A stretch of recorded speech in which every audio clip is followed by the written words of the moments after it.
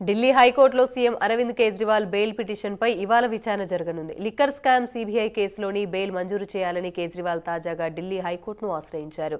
Justice Neena Bansal Krishna ధర్మాసనం Kejriwal bail పిటిషన్ను విచారించనుంది. ఇప్పటికే లిక్కర్ స్కామ్ ఈడీ కేసులో సీఎం కేజ్రీవాల్కు సుప్రీంకోర్టు బెయిల్ మంజూరు చేసింది.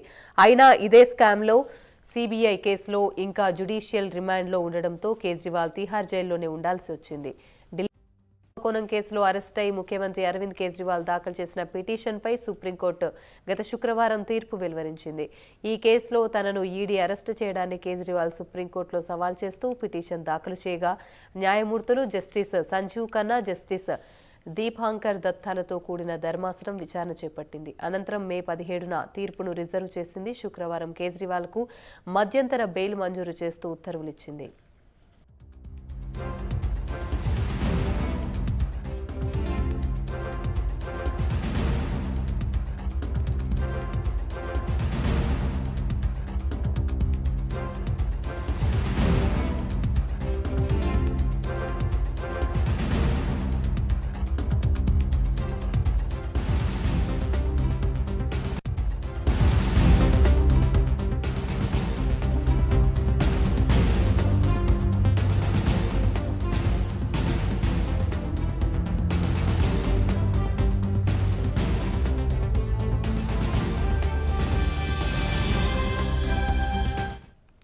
సార్వత్రిక ఎన్నికలకు ముందు మార్చి 21న ఢిల్లీ సీఎం అరవింద్ కేజ్రీవాల్ను అరెస్ట్ చేసింది ఎన్ఫోర్స్మెంట్ డైరెక్టరేట్. కేసులో జూన్ 20న ట్రయల్ కోర్టు ఆయనకు బెయిల్ మంజూరు చేసింది. ట్రయల్ కోర్టు ఉత్తర్వులను ఈడీ హైకోర్టు సవాల్ చేసింది.